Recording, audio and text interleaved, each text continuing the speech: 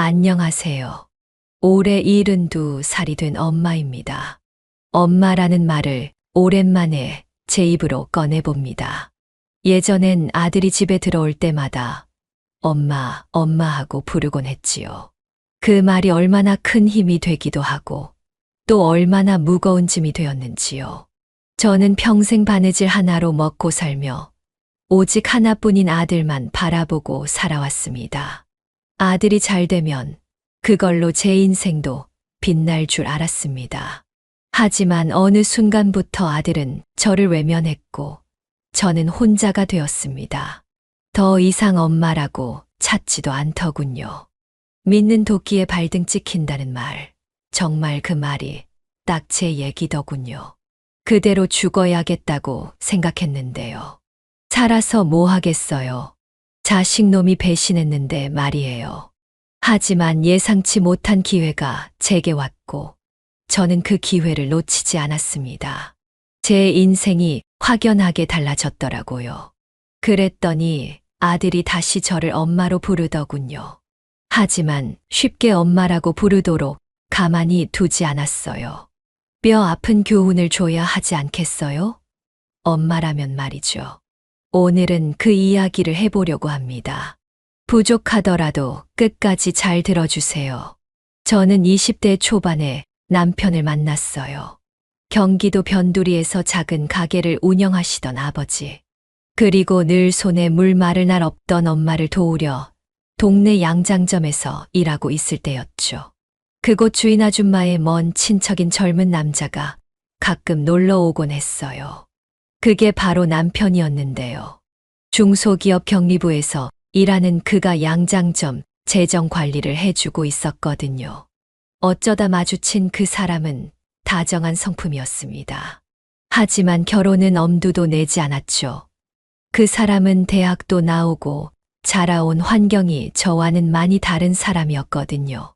저는 어릴 적부터 넉넉하지 못한 집에서 자라면서 늘 현실에 맞춰 살며 주눅이 들어 있었습니다. 하지만 남편은 늘 당당하며 현실이 아닌 꿈과 이상이 많은 남자였죠. 당시 저에겐 그런 게 참 크게 느껴졌지요. 그래서 만남도 거부했지만 남편의 끈질긴 구애 덕분에 결혼에 골인하고 말았어요. 남편 집안의 반대도 있었지만 우리 두 사람 단칸방에서 서로 바라보며 참 열심히도 살았습니다. 결혼 후엔 더할 나위 없이 행복했어요. 둘 다 가진 게 없으니 오히려 기대할 것도 없었고 새로 산 냄비 하나에도 하루치 장 본 것에도 작은 기쁨을 나누며 살았죠.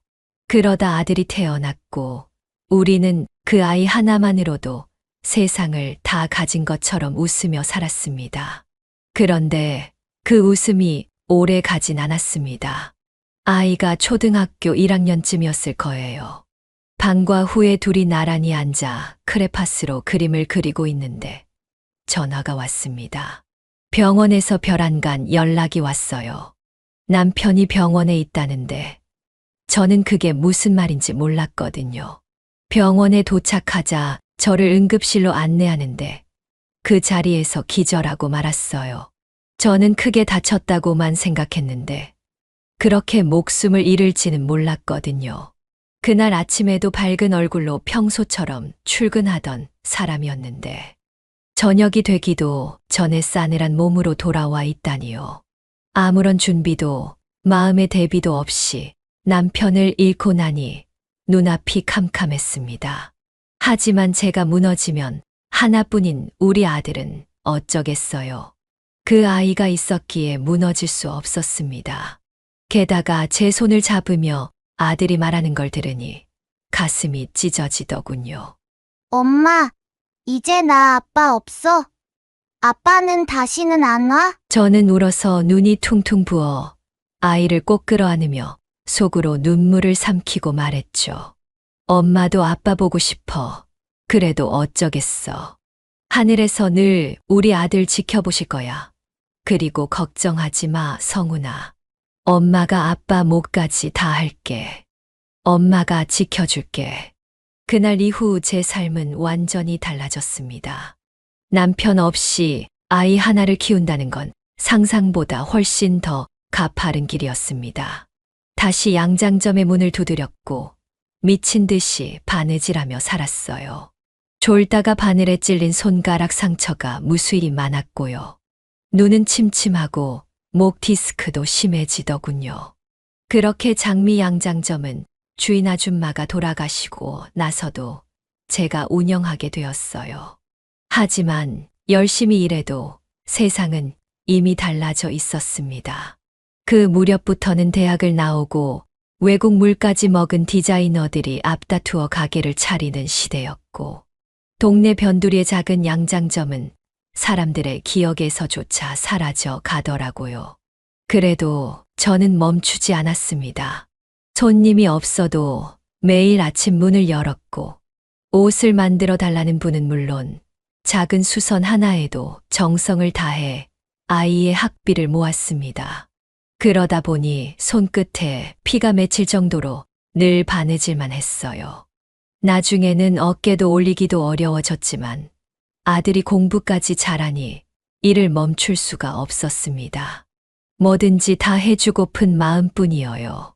그렇게 우리 집은 밤이면 재봉틀 소리와 함께 아들 방에 불이 꺼지지 않았습니다. 그렇게 저는 하루하루를 바느질로 살았습니다. 쉬지 않고 손을 움직였고 밤이 깊어질수록 재봉틀 소리는 더욱 크게 울렸죠.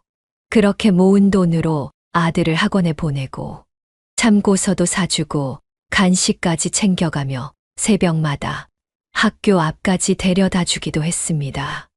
아이가 점점 자라 어느덧 대학 입시를 준비할 때가 되었고 저는 가진 걸 다 털어 아들의 뒷바라지를 했습니다. 학원비며 과외비까지 제 입에 들어가는 것보다 아들 문제집 하나 더 사줬어요.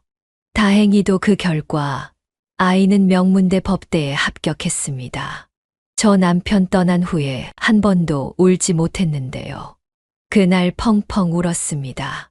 봉안당으로 찾아가 남편 유골함 앞에서 얼마나 울었는지요. 그동안 느꼈던 서름이 한꺼번에 몰려오더군요. 그러고 있는데 합격증을 들고 아들이 어느새 서 있었어요. 엄마, 이제 고생 끝이에요. 앞으로 제가 효도할게요. 너무 감사해요. 고생 많으셨어요. 그 말을 듣는 순간 그간의 고생이 전부 사라지는 것만 같았습니다. 그래서 둘이 부둥켜 안고 한참을 울었지요. 얼마나 울었을까요? 겨우 진정하고 저도 한마디 했습니다. 없는 형편 속에서도 묵묵히 공부해준 아들도 고마웠거든요. 아니야, 내가 열심히 한 덕분이지. 엄마는 그저 옆에서 조금 도왔을 뿐이야. 고맙다. 우리 아들. 잘했어, 잘했다. 그날 밤 저는 혼자 방에 들어와 잠을 이루지 못했습니다. 누구에게도 내색 못했던 마음이 조금이나마 풀리는 것만 같았고요. 남편 없이 이 세상에 나 혼자 덩그러니 남겨진 게 아니구나 싶은 마음이랄까요. 그래서 위로가 되더군요. 제 아들이 잘 되기만 하면 그걸로 내 인생도 성공한 거라 여겼어요. 저는 정말 그렇게 믿었습니다. 그런데 말이에요. 법대만 들어간다고 돈 문제가 단박에 해결되지 않더군요. 여러 가지 시험을 통과하고 공부해야 법조인으로 살 수 있다고 하니 저는 더 일에 매진할 수밖에 없었습니다. 그 후로도 저는 멈추지 않았습니다. 등록금에 자취방보증금에 생활비까지 제 삶의 모든 시간과 노동은 아들이 공부하고 앞길을 열 수 있도록 바쳐졌습니다. 그리고 몇 년 뒤 아들이 변호사가 되었을 땐 제 인생도 함께 일어선 기분이었습니다. 곧이어 아들이 로펌에 취직했다며 저에게 명함을 주더군요. 변호사 김성훈이라고 적혀 있는 작은 종이를 받아드니 얼마나 가슴이 벅차오르던지요. 그 명함 한 장을 마치 보물처럼 들여다보고 또 봤습니다. 밥을 안 먹어도 배가 저절로 부를 정도였습니다. 그렇게 저는 아들을 위해 모든 걸 내어주며 살아왔습니다. 물론 아들을 키웠다고 해서 무슨 대가를 바라거나 대단한 보답을 기대한 건 아닙니다.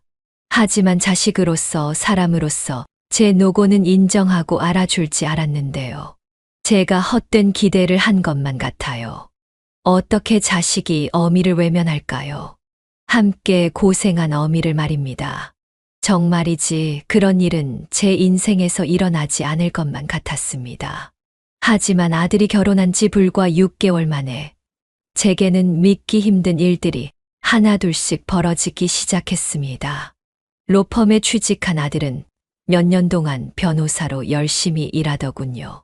그러다 거기서 만난 변호사랑 결혼까지 한다고 저한테 말을 전했어요.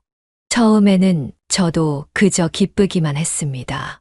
어엿한 가장이 되어 좋은 사람 만나 가정을 꾸린다니 얼마나 대견하고 흐뭇했어요. 어머니, 저랑 결혼할 사람이에요. 소개하려고 데리고 왔어요. 인사해, 우리 엄마야. 안녕하세요. 어머니 말씀 많이 들었어요. 어머님이 오빠 키우느라 고생 많이 하셨죠? 이제 걱정하지 마세요. 제가 잘할게요. 며느리 될 아이는 처음 인사를 왔을 때만 해도 말투도 공손하고 얼굴에도 미소가 가득했어요. 게다가 로펌 대표의 조카라는 말에 마음이 든든해지더군요. 아, 아들이 좋은 인연을 만났구나 싶었습니다. 하지만 세상 일이 어디 그렇게만 흘러가던가요. 결혼 이야기가 오가면서 가장 먼저 나온 건 집 문제였습니다. 엄마, 예비 장모님이 그러시는데요. 그래도 결혼하려면 집은 있어야 하지 않겠냐고 하세요. 저도 너무 죄송한데 이러다가 결혼 못할 수 있을 것 같아요. 내가 뭐가 부족해서 못해. 집이 없다고, 30 초반에 집 가진 사람이 어디 있다고, 사돈을 한 번 만나야겠다. 엄마가 만난다고 해서 달라진 건 없어요. 솔직히 세은이 조건이면 저보다 더 좋은 사람 만날 수 있겠죠. 게다가 대표님이 독신이라 세은이한테 로펌을 물려준다고 하는데 저라도 뭔가 해주고 싶어요. 그러면 여기 들어와 살래? 낡은 빌라인데 잘 고치면 되지 않을까. 엄마, 어떻게 그래요? 새 집으로 가야죠. 저도 대출 받고 이 집도 팔고 하면 어느 정도 신도시에 새 아파트 구할 수 있을 것 같아요. 엄마 생각은 어떠세요? 이 집을 팔라고 아빠랑 함께 산 집이잖아. 싫으시다면 뭐 어쩔 수 없죠. 결혼을 미루자고 해야지요. 집은 제가 알아서 할게요. 그렇게 말하고 기가 팍 죽은 채 자기 방으로 들어가는 모습을 보는데 제 마음이 찢어지는 것만 같았습니다. 그동안 어디 가서 기죽지 말라고 물심양면으로 뒷바라지했는데 다 커서 저러는 걸 보니 만감이 교차했습니다. 게다가 며칠 후에는 며느리 될 아이가 찾아와 우리 아들과 결혼하고 싶다며 울먹이더군요. 그러면서 나중에 우리 아들이 대표가 될 수도 있으니 이럴 때 어느 정도 성의를 보이는 게 좋지 않겠냐고 은근히 압박을 넣는 겁니다. 어머니, 저희 부모님도 저 열심히 키웠어요. 집 한 칸 없이 시집 간다면 누가 좋아하시겠어요. 그래서 제가 알아봤는데요. 여기 분양을 저렴하게 받을 수 있는 아파트 있는데 보실래요? 40평대라서 어머니랑 같이 살 수 있어요. 세상에 나랑 살려고 상해된 거야? 그럼요. 왜 싫으세요? 오빠가 늘 말했어요. 엄마 혼자 계시니 우리가 모셔야 한다고요. 솔직히 같이 살자는데 딱히 싫지는 않았죠. 오히려 기특했어요. 고마웠고요. 하지만 저도 준비라는 걸 해야 하지 않겠어요. 그런데 그날 예비 며느리가 신도시로 저를 데리고 가더라고요. 막상 그 아파트를 보니 저도 마음이 동했습니다. 아파트가 좋긴 하네. 그리고 방도 많고 겨울에는 따뜻하겠어. 내 어머니랑 함께 지내려고요. 이 집에서 같이 살면 좋겠죠? 어머니 집 시세 알아보니 그걸 팔면 충분히 여기 살 수 있어요. 그런데 집을 팔기가 거기 내 아빠랑 추억이 많은 곳이라 쉽게 결정 못 하겠구나. 네, 그렇지만 이제 저희랑 추억을 쌓으면 되는 게 아니겠어요? 며느리가 될 아이가 그렇게까지 말하는데 저도 더 이상 머뭇거리지는 못하겠더라고요. 그래서 양장점과 집을 팔기로 했습니다. 함께 살아줘서라기보다 아무리 생각해도 제 아들이 결혼하고 나서 집 문제로 기가 죽는 모습만은 도저히 보고 싶지 않았어요. 저는 있는 돈 없는 돈 탈탈 털어 경기도 신도시에 아파트 한 채를 사서 아들 명의로 올려주었습니다. 제 이름으로 하려다가 이왕 기 살려주는 일인데 아들에게 주자 마음 먹었어요. 며느리도 강남에서 멀지 않은 곳이라며 무척 만족해했습니다. 남편도 가족도 없는 세상에서 오로지 혼자 힘으로 버텨 온전 재산을 그날 아들에게 넘긴 셈이었어요. 하지만 집과 장미 양장점을 정리하던 날, 저는 세상을 다 잃는 기분이었습니다. 문을 연 지 꼭 30년이었어요. 문에 걸려있던 낡은 간판을 떼어내는데 손이 덜덜 떨렸습니다. 벽에는 햇볕에 바랜 자국이 그대로 남아 있었고 오랜 세월 제 땀과 한숨이 곳곳에 박혀 있더라고요. 특히 재봉틀 책상을 버려야 할 때는 속이 다 상하더라고요. 낡은 디자인이라 아파트와 어울리지 않는다며 아들을 버리고 가라고 하더군요. 남편이 살아있을 때 큰 나무를 사다가 손수 깎고 다듬어 만든 책상이라 정이 많이 갔어요. 조금은 투박했지만 그 위에서 저는 평생을 바느질하며 살았습니다. 남편의 손길이 남아있는 유일한 물건이었지요. 그런 추억들을 모두 두고 저는 새 집으로 떠나고 말았지요. 저의 그 허전한 마음을 아는지 아들이 다가와 제 손을 잡고 위로는 해주더군요. 엄마, 미안해요. 이렇게까지 하게 해서 앞으로는 효도할게요. 이사 가서 새로운 추억 많이 만들면 되잖아요. 어깨 아프셔서 바느질도 더 못하실 텐데 차라리 잘 되었어요. 그래, 막상 떠나려니 섭섭하구나. 게다가 새로운 곳에서 며느리랑 잘 지낼 수 있을지 걱정도 된다. 엄마, 걱정하지 마세요. 세은이가 깍쟁이 같아도 좋은 사람이에요. 그리고 이제는 용돈도 매달 드릴 테니 일도 그만하시고 즐기면서 사세요. 아들은 제 헛헛한 마음을 달래주려고 계속 다독여 주었습니다. 앞으로 잘하겠다는 약속도 했고요. 저도 그 말을 믿었습니다. 부모가 자식 말을 믿지 않고서야 누구 말을 믿겠습니까? 그렇게 아들은 결혼했고, 저도 그 집에서 6개월 정도는 무난하게 지낸 것 같습니다. 청소도 하고 빨래도 해주고 저녁도 만들어 아이들을 기다렸지요. 늘 바쁘다 보니 얼굴을 자주 보진 못했지만 퇴근길에 아들 내외가 제가 좋아하는 단팥빵을 사다 주기도 했습니다. 하지만 문제는 아주 사소한 곳에서 시작됐습니다. 엄마, 집에서 뭐 했어요? 왜 이렇게 냄새가 나요? 세은이가 못 들어오겠다고 야단이에요. 응? 아까 간장이 상할까봐 한번 다려놓았는데 그 때문인가? 저는 아들 먹으라고 집에서 나물을 말리고 된장과 고추장도 직접 담가두곤 했습니다. 퇴근하는 아들 내외 먹인다고 된장찌개를 끓여놓고 고등어도 구워놓으며 기다렸거든요. 엄마, 우리 밥 먹고 올 테니까 식사 준비하지 마세요. 그리고 웬만한 건 사 먹으면 되잖아요. 집에서 냄새가 너무 많이 나는 것 같아요. 그리고 집안일 하시는 분을 부를 거니까 엄마는 신경 하나도 쓰지 마세요. 아니, 그게 무슨 말이야? 냄새가 난다니? 그리고 저희 속옷은 이제 도우미 아주머니가 빨 거예요. 엄마는 손대지 않으셔도 돼요. 세은이가 불편하대요. 저번에 삶아 주셨다면서요. 아들의 말을 듣고도 저는 도무지 이해할 수 없었습니다. 아들은 그동안 제가 해준 밥을 참 잘 먹었거든요. 게다가 냄새라니요. 이게 바로 사람 사는 냄새 아니겠어요? 저는 평생 속옷은 푹푹 삶아야 하는 줄 알았고, 된장 냄새나 고등어 굽는 냄새는 가족이 살아가는 집이라면 당연한 거라 여겨왔으니까요. 하지만 며느리에게는 아니었던 모양입니다. 고작 그런 냄새가 불편하다며 저를 점점 문 밖으로 밀어내는 듯한 느낌이 들기 시작했습니다. 그렇게 몇 달을 지내다 아들이 저에게 할 말이 있다며 밖에서 보자고 했습니다. 저는 무슨 일인가 싶어 따라 나섰고 아들은 집 근처 오피스텔로 저를 안내했습니다. 엄마, 요새 세은이가 예민해졌어요. 맡은 업무도 그렇고요. 당분간 여기서 지내시면 어떨까요? 도대체 그게 무슨 말이야? 내가 무슨 잘못을 했다고 그래. 같이 살자고 해서 지낸 것뿐이야. 요새는 안방에도 안 들어가고 반찬도 안 하잖니. 그게 중요한 것이 아니에요.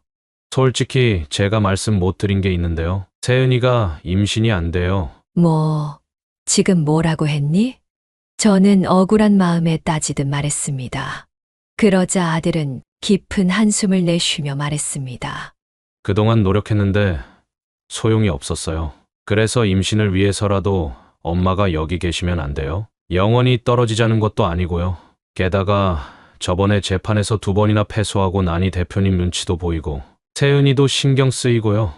그러니까 엄마가 한 번만 이해해 주세요. 저는 더 이상 아무 말도 할 수 없었습니다. 일이 꼬이고 있다는 느낌은 들었지만 아들 내외가 곤란하다는데 화를 낼 수도 없었습니다.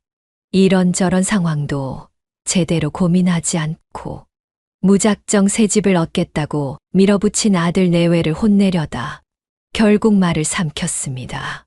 신혼부부가 아기를 가지려는데 아무리 방이 따로 있다 한들 어른이 함께 사는 게 불편하긴 할 수도 있지 않겠냐며 어른답게 이해하고자 했어요. 다행히 풀옵션이라는 오피스텔도 그렇게 나쁜 곳은 아니었습니다. 요즘은 며느리가 상전이라더니 아들보다 더 잘난 며느리를 얻어서 그런지 비위를 맞추는 것도 여간 까다롭지 않았습니다. 그래도 아이가 생긴다면 그 아이가 건강하게 자라준다면 모든 걸 참고 견딜 수 있을 것 같았습니다. 그렇게 해서 합가한 지 6개월 만에 저는 오피스텔로 쫓겨나듯 나오게 되었습니다. 오피스텔로 옮긴 첫날 밤, 낡은 가방 하나 들고 홀로 방 안에 앉아 있는데 뭔가 설명할 수 없는 서글픔이 밀려왔습니다. 뭔가 잘못된 게 아닐까, 괜히 집을 팔았나 싶었습니다. 그래도 애들한테 티를 내고 싶지는 않았습니다. 오히려 제가 먼저 괜찮은 척했습니다. 이만하면 됐지, 건강히 잘 지내면 됐지, 스스로 달래가며 잠을 청했습니다. 하지만 시간이 지나면서 속이 텅 비어가는 걸 느꼈습니다. 준다던 용돈은 감감무소식이었습니다. 처음에는 바빠서 깜빡했겠지, 재판이 많아서 정신이 없구나 싶어 이해하려고 했어요. 하지만 어느 순간부터는 더 이상 기대조차 하지 않게 되었습니다. 자식한테 돈 얘기를 꺼낸다는 게 그렇게 치사하고 창피한 일인지 그때 처음 알았습니다. 한 번, 2번 말을 꺼내려다 목구멍에서 삼켜버렸습니다. 입술이 바짝 마르고 가슴이 쿵쾅거려서 차마 내뱉지 못했습니다. 솔직히 이 자리니까 말씀을 드리는데요. 저는 아들이 변호사가 되면 무조건 돈을 잘 벌 거라 믿었습니다. 하지만 명문대 변호사도 세상에 만만치 않은 현실 앞에서는 소용이 없었습니다. 변호사도 결국 영업이고 인맥이 있어야 일이 들어오는 자리라는 걸 저는 그제야 알게 되었습니다. 그런데 말입니다. 아들의 상황을 머리로는 이해했지만 마음은 좀처럼 따라주지 않았습니다. 속이 터질 것 같았습니다. 아들에게 짐이 되기 싫어 로펌에 전화 한 통 넣지 않고 찾아가는 일도 삼갔습니다. 그저 아들이 먼저 연락해 주길 바랐지요. 하지만 오피스텔로 나온 뒤로 아들은 단 한 번도 전화를 걸어오지 않았습니다. 이럴 때 며느리라도 전화 한 통 해주면 좋겠지만 아들도 안 하는 걸 며느리가 하겠습니까? 그렇게 저는 아들 내외에게 서서히 지워지고 있었습니다. 그렇게 한두 달이 흘렀습니다. 자식 이기는 부모 없다고 아무리 소식이 끊기고 연락이 닿지 않아도 아들 생일이 다가오니 제 마음은 또 들썩이기 시작했습니다. 새벽부터 일어나 사고를 푹 고아 정성껏 미역국을 준비했지요. 소고기도 듬뿍 넣고 미역도 좋은 걸 장만해 오랜 시간 끓이고 또 끓였습니다. 그렇게 미역국을 커다란 보온통에 담아 아들 집으로 향했습니다. 문 앞에 서니 괜히 눈물이 나려 했습니다. 이 문을 열고 나오며 웃던 아들의 얼굴이 아른거렸습니다. 저는 설레는 마음으로 배를 눌렀습니다. 그러나 아무도 나오지 않았습니다. 문득 이상한 낌새를 느꼈습니다. 할머니 비키세요? 이삿짐 들어갑니다. 네. 엘리베이터가 열리더니 짐꾼들이 이삿짐을 들고 내리더군요. 이상하다 싶어 고개를 돌리는 순간 현관문이 열렸고 안에서는 이사 온 사람들이 분주히 오가며 커튼을 다는 모습이 보였습니다. 저는 그만 손에 들고 있던 보온통을 바닥에 떨어뜨리고 말았습니다.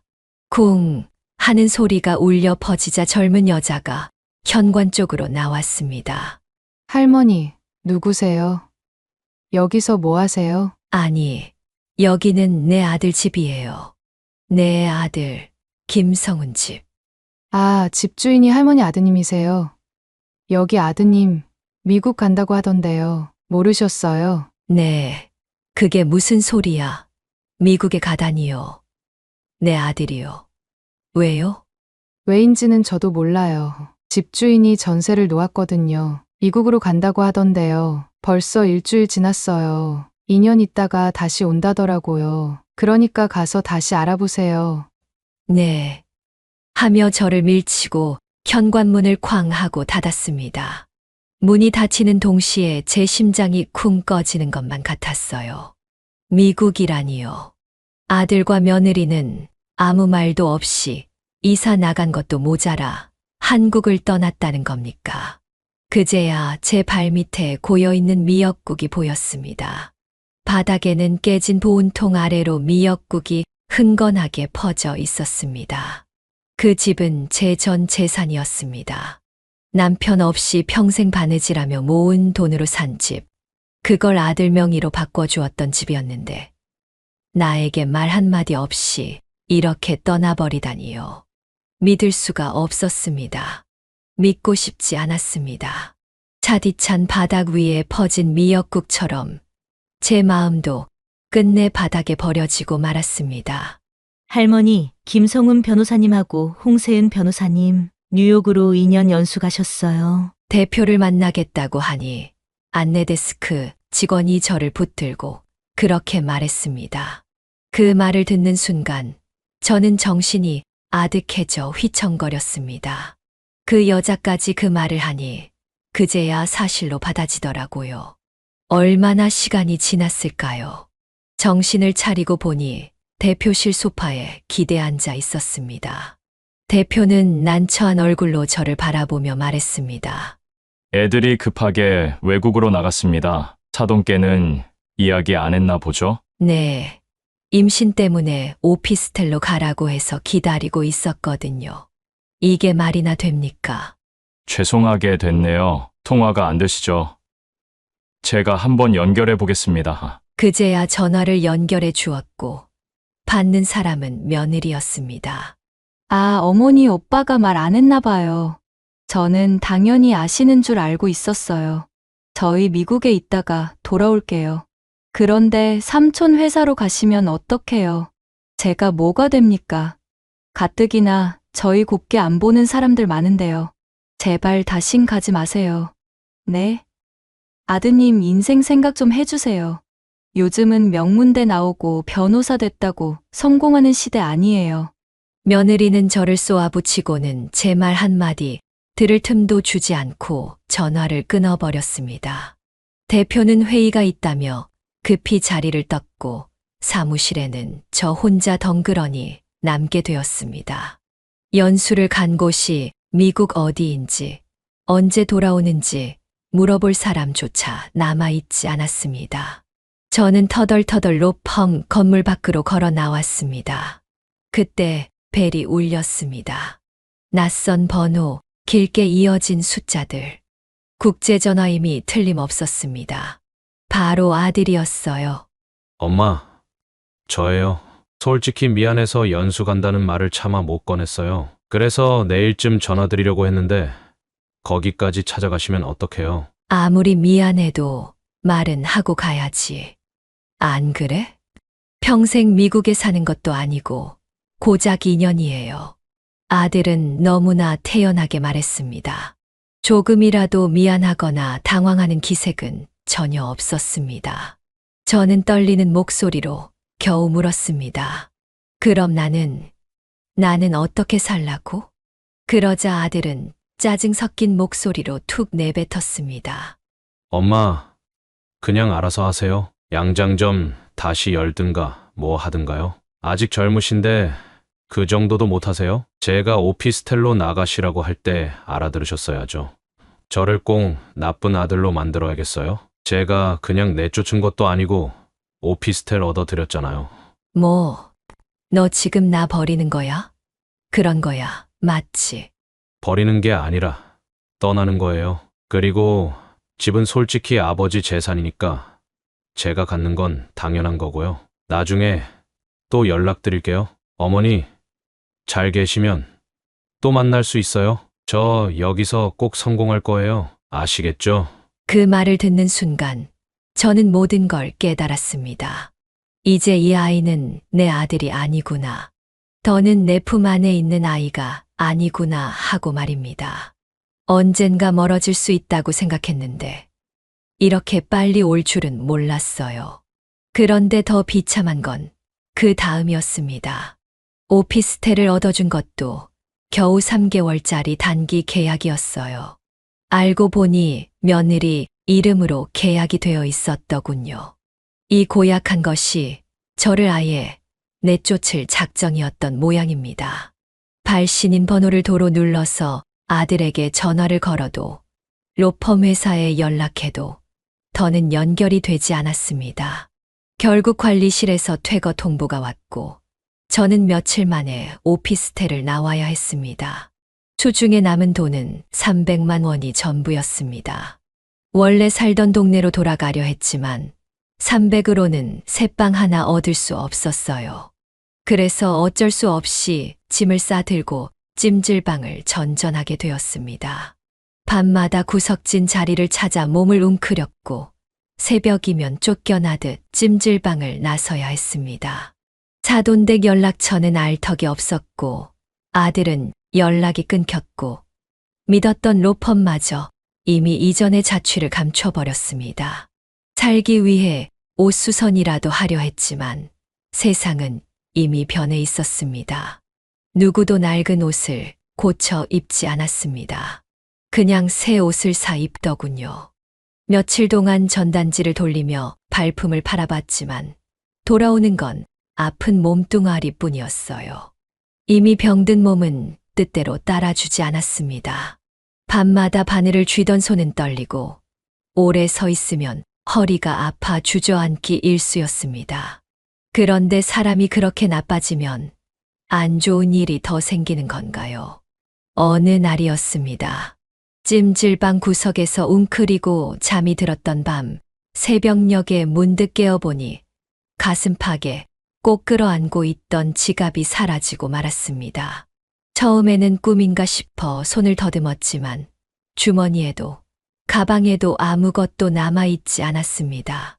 멍해진 머리로 자리 주변을 이잡듯 뒤졌지만 지갑은 없어졌고 남은 건 낡은 가방 하나뿐이었습니다. 그 지갑에는 300만 원과 그리고 남편과 아들이 어릴 때 찍은 빛바랜 사진 한 장이 들어 있었습니다. 돈이야 그렇다 쳐도 사진마저 사라졌다는 사실에 가슴이 찢어지더군요. 경찰에 신고해도 CCTV 사각지대라 찾을 수 없다는 겁니다. 그날 저는 처음으로 찜질방 문 앞에 서서 하염없이 울었습니다. 소리 내지도 못하고 그냥 눈물만 뚝뚝 떨어졌습니다. 그렇게 몇 시간을 서 있다가 결국 아무 일 없었던 것처럼 다시 낡은 여행 가방 하나만 들고 밖으로 나왔습니다.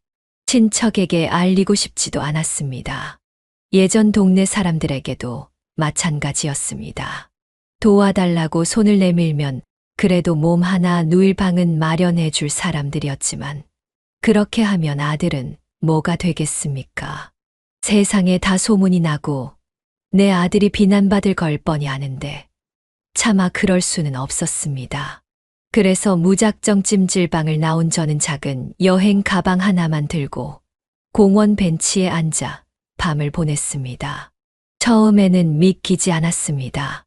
이불 한 장 없이 가로등 불빛 아래서 몸을 웅크린 채 밤을 지새워야 한다는 게. 하지만 사람은 참 간사하더군요.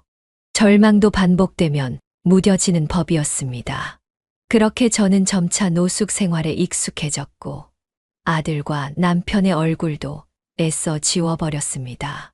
저는 새벽이면 인근 무료 급식소를 찾아 따뜻한 국밥 한 그릇으로 허기를 달랬고 낮이면 공중 화장실에서 대충 몸을 씻고 지냈습니다. 벤치, 지하도 공터를 전전하며 살아야 하는 게 부끄럽기도 했지만 부끄러움도 결국은 사치더군요. 하루하루를 겨우 견디면서 인간이 아니라는 생각만 했습니다. 자식한테 버림받았는데 인간이면 뭐 하겠어요. 죽으려고 시도했지만 즐긴 것이 사람 목숨이었습니다. 그래서 이렇게라도 살아보자 했지만 그것도 저를 알아보는 사람을 발견하면 금방 무너지더군요. 무료 급식소 줄에 서 있던 어느 날이었습니다. 차가운 바람이 옷깃을 파고들었지만 사람들은 길게 줄을 서 있었습니다. 저도 그 틈에 섞여 고개를 숙인 채 서 있었지요. 그때였습니다. 아니, 장미 양장점 성운 엄마 아니야? 봉사자 중 한 명이 저를 계속 보고 있더니 다가와 한 말이었어요. 보아하니 동네에서 저희 가게를 찾아오던 손님 중에 한 분이었어요.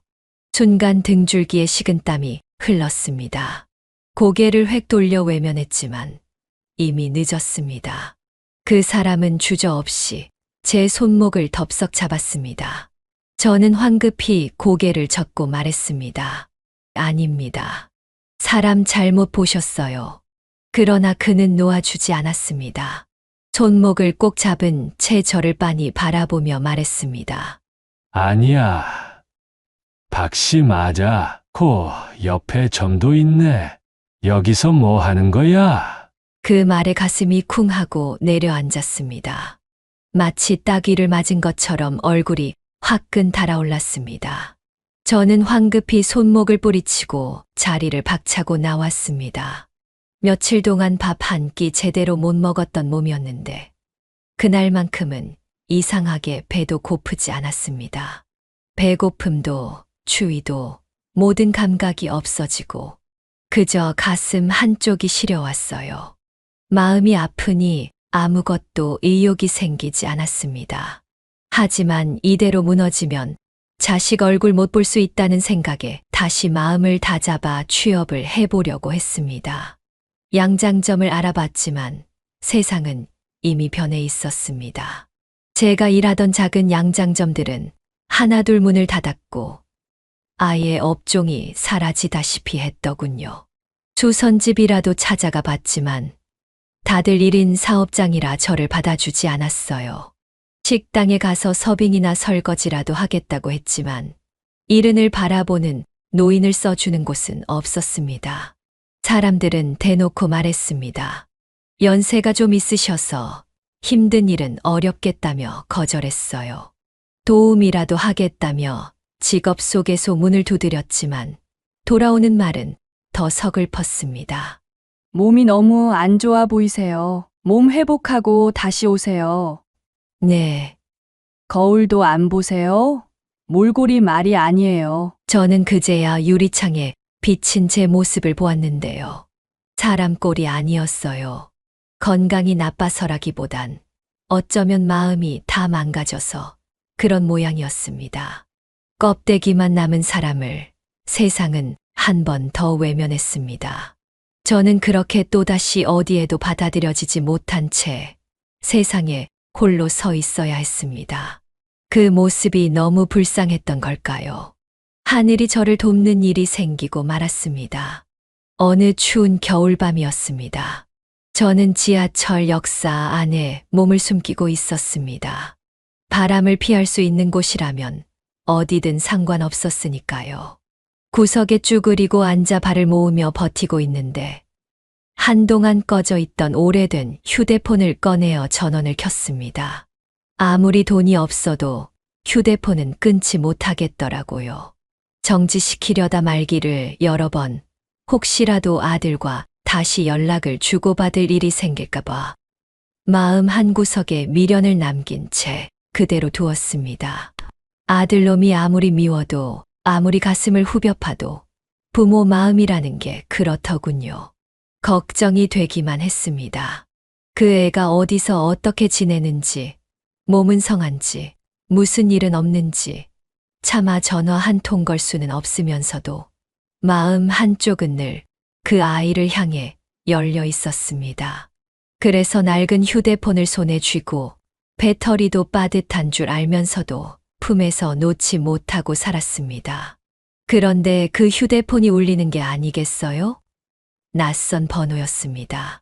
순간 심장이 덜컥 내려앉았습니다. 혹시 아들인가? 혹시나 하는 마음에 손을 떨며 전화를 받았습니다. 그런데 들려온 건 절망에 빠진 젊은 남성의 목소리였습니다. 숨이 가쁜 듯 떨리는 목소리로 그가 말했습니다. 저기요. 죄송한데, 저 지금 너무 힘들어요. 살려주시면 안 될까요? 박 사장님. 진짜 한 번만 도와주세요. 남자의 절규가 제 가슴을 세차게 때렸습니다. 참 웃기지요. 제가 해야 할 말을 그 남자가 대신하는 것만 같았습니다. 저는 누구세요? 라는 말 대신 무심결에 뭐가 그렇게 힘드냐고 물었습니다. 사실은 누군가 저한테 그런 질문을 해줬으면 좋겠다는 마음이 가득했던 터라 저도 모르게 그렇게 묻게 되었던 겁니다. 남자는 거칠게 숨을 몰아쉬며 말했습니다. 박 사장님, 저 옷 만들 사람이 필요해요. 재단은 다 했는데 바느질을 기가 막히게 해줄 분이 필요해요. 진짜 한 땀 한 땀 정성을 들여야 하는데 이거 통과 못하면 우리 회사 망해요. 바느질이요. 지금 바느질이라고 했어요? 네.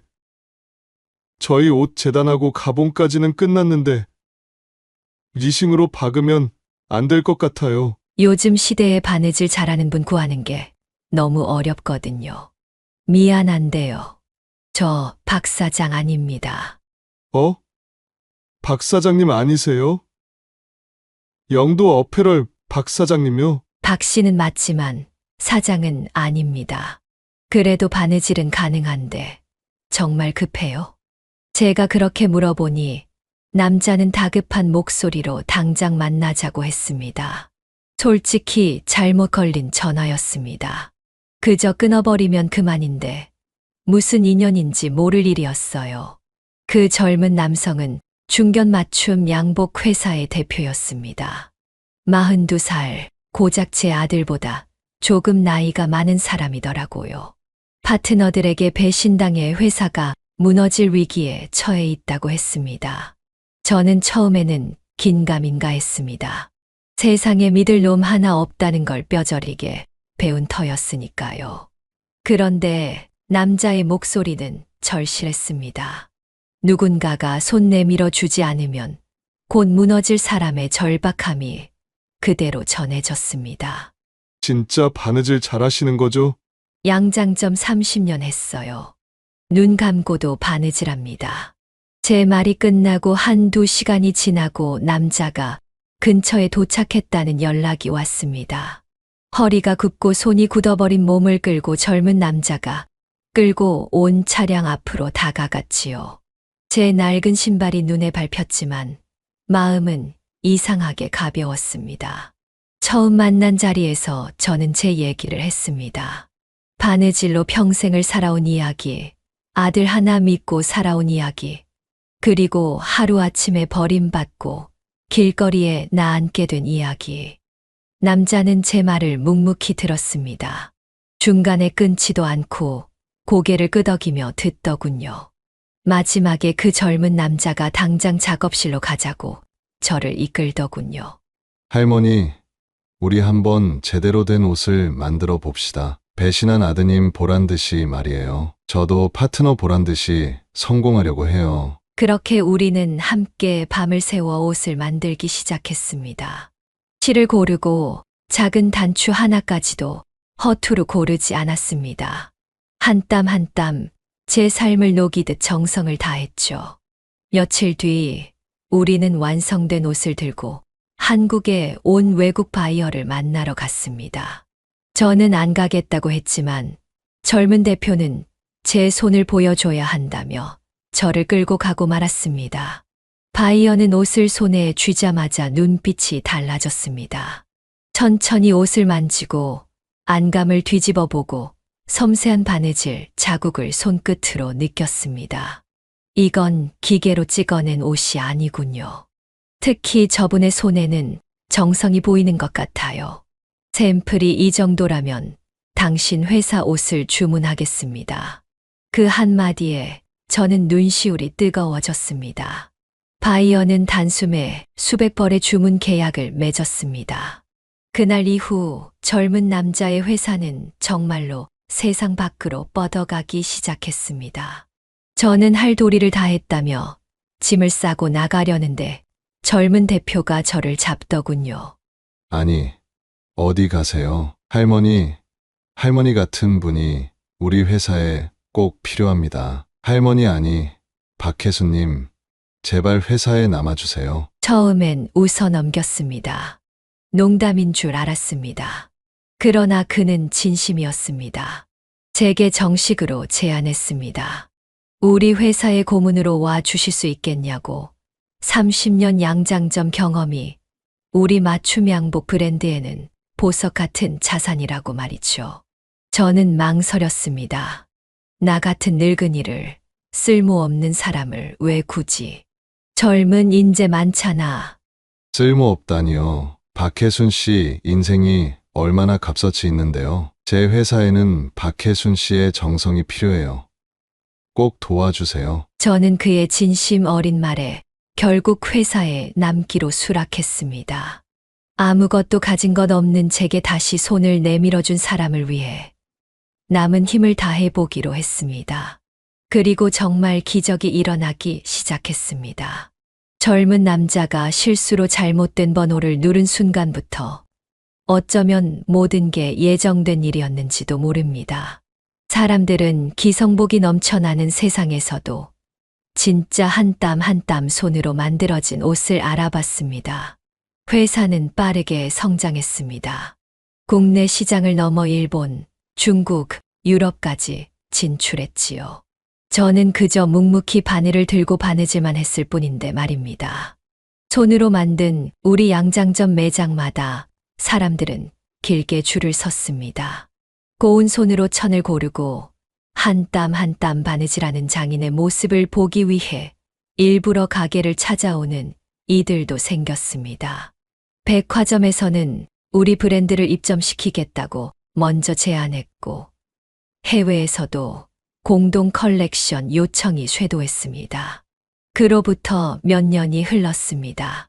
저는 이제 남편이 남긴 집을 다시 찾아왔습니다. 이제 매일 아침 기사님이 데리러 오는 차를 타고 회사로 출근합니다. 회사 브랜드의 고문으로 하루하루를 성실히 살아가고 있습니다. 젊은 대표는 제 아들을 찾아주겠다고 했지만 저는 아직 때가 아니라 했습니다. 소문에는 아들의 상황이 좋지 않다던데 저는 외면했습니다. 성공하니 알겠더군요. 스스로 서야 한다는 것을. 누구도 대신해 줄 수 없는 길임을 뼈저리게 깨달았기에 아들을 그대로 내버려 두기로 했어요. 그날도 평소처럼 집 앞 골목에서 회사를 향해 데리러 올 차를 기다리고 있었습니다. 그때였습니다. 골목 한쪽에서 누군가 허겁지겁 달려오는 모습이 보였습니다. 비틀거리는 걸음, 꾀죄죄한 얼굴, 주머니를 뒤지며 허둥대는 손짓. 그 모습은 단번에 알아볼 수 있었습니다. 아들이었습니다. 다 잃고 껍데기만 남은 채 돌아온 내 아들이었습니다. 엄마, 죄송해요. 지금 찾아왔어요. 정말 죄송합니다. 내가 미쳤나 봐요. 아들은 길바닥에 무릎을 꿇었습니다. 아스팔트 위에서 바지에 먼지가 묻는 것도, 사람들이 쳐다보는 것도 신경 쓰지 않고 울먹이며 말하더군요. 그러니까 제발 저 한 번만 도와줘요. 제발 도와줘, 엄마. 몇 년 만에 다시 만난 아들은 더 이상 내가 알던 아들이 아니었습니다. 미국으로 떠났던 그 애는 결국 모든 걸 잃고 빈털터리로 돌아온 거였습니다. 보아하니 미국에서 아내가 바람이 났다고 했습니다. 단순히 눈이 맞은 게 아니라 더 좋은 조건의 남자에게 넘어갔다더군요. 성공한 변호사, 돈 많고 배경 좋은 남자였답니다. 아들은 그걸 견디지 못하고 주먹을 썼고 결국 미국 구치소 신세를 졌습니다. 한때 잘 나갔던 내 아들이 먼 타국에서 징역을 살았다니 어이가 없더군요. 그 후에는 이혼 소송에서도 처참하게 무너졌다고 했습니다. 변호사였던 아들이 변호사 하나 제대로 쓰지 못하고 패소한 거였습니다. 한국으로 돌아와 다시 개업을 해보려 했지만 이미 세상은 아들을 받아주지 않았대요. 구설에 오르고 소문은 꼬리를 물었고 결국 변호사 자격까지 정지당해 하루하루 술로 버티다 친구도 돈도 모두 잃고 마지막에야 저를 찾아왔다고 사연을 쏟아내는데 가관이었어요. 엄마, 마지막이야. 제발 나 좀 도와줘. 아들은 무너진 얼굴로 무릎을 꿇고 계속 애원했습니다. 하지만 저는 그 자리에 서서 한 걸음도 움직이지 않았습니다. 차가운 골목길 한가운데서 아들을 그저 내려다보았습니다. 어느덧 저를 태우려 온 차량이 도착했어요. 저는 천천히 차에 오르기 전 아들을 향해 입을 열었습니다. 불쌍한 어미 버리고 간 놈, 꼴이 아주 좋구나. 너 아직 덜 굴렀어. 엄마가 그동안 너무 귀하게 키웠지. 더 굴러봐라. 2번 다시 내 앞에 나타나지 마라. 도와달라니. 내가 노숙자로 얼어 죽었으면 찾아오지도 않았겠지. 그렇게 말을 뱉고는 미련 없이 차에 올랐습니다. 100미러 너머로 아들의 작아진 뒷모습이 보였습니다. 울부짖던 그 어깨가 손짓이 점점 멀어지고 흐려졌습니다. 그러나 저는 끝까지 고개를 돌리지 않았습니다. 회사로 돌아와 아들의 사연을 곱씹어 보니 고약한 며느리를 용서할 수는 없었습니다. 미련한 내 아들을 꼬여내고 내 재산을 털어내 집을 장만해 준 것도 기가 막혔거든요. 그런데 이제 내 아들을 버린다니 그렇게 쉽게 아무 죄책감도 없이 말이에요. 저는 치를 떨면서 젊은 사장한테 부탁했습니다. 다행히 사장은 미주 지역까지 사업을 확장해 두었기에 며느리와 새 남편을 찾는 건 어렵지 않았습니다. 복수는 간단했어요.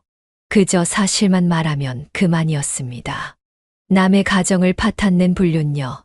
게다가 그 여자는 과거에 시어머니를 버리고 미국으로 떠났다는 걸로도 복수는 충분했어요. 불륜으로 가정을 깬 사람들, 믿을 수 없는 인간들이라는 풍문은 미국 한인 사회에 퍼졌고 그들은 한인을 상대로 변호일을 하기에 새 남편은 한인 사회를 상대로 변호사를 하는 사람이었기에 그 이야기는 치명적이었습니다. 결국 얼굴을 들고 다닐 수도 없게 만들었다고 전해 들었습니다. 나중에는 명함 한 장 제대로 내밀지 못하고 사건 하나 맡지 못하고 그렇게 무너져 간다고 하던데요. 그러니 며느리 집안에서도 난리가 난 모양이었습니다. 대표와 안사돈이 전화를 걸어왔지만 저는 받지 않았습니다. 예전에 제가 애타게 아들을 찾을 때 외면한 사람이니까요. 대표가 우리 회사에 찾아왔다기에 회사 경비원을 시켜 질질 끌어냈습니다. 제가 이렇게 성공할 줄은 아무도 몰랐을 겁니다. 그리고 저는 더 이상 아들만 바라보는 엄마가 아니었어요. 남들과 제 성공을 나누고 싶어서 회사 수익으로 벌여진 노인 지원 재단을 설립했어요. 저 같은 난관에 빠진 노인들을 돕고 싶었습니다. 자식놈한테 전 재산을 주고 버림받은 사람들 말이에요. 저처럼 세상의 외면 속에 홀로 남겨진 이들에게 다시 살아갈 힘과 따뜻한 손길을 건네고 싶었습니다. 누구에게도 외롭지 않은 마지막 인생을 선물하고 싶었습니다. 그 마음을 이어 시니어 장인 육성 프로그램도 만들었습니다. 제2의 인생을 꿈꾸는 노년층에게 새로운 기회를 열어주고 싶었거든요. 그렇게 세월이 흘러 제 70번째 생일을 맞이한 날, 회사 직원들과 재단 수혜자들이 모두 모여 저를 엄마라 부르며 축하했어요. 비록 아들은 없지만 새 아들딸이 생긴 겁니다. 혈연이 아닌 마음으로 맺어진 진정한 가족. 저는 마침내 행복한 제2의 인생을 살아가기 시작했습니다. 나중에 아들도 제가 만든 재단에서 일하기 시작했어요. 봉사부터 하라고 저는 험한 일을 시켰습니다.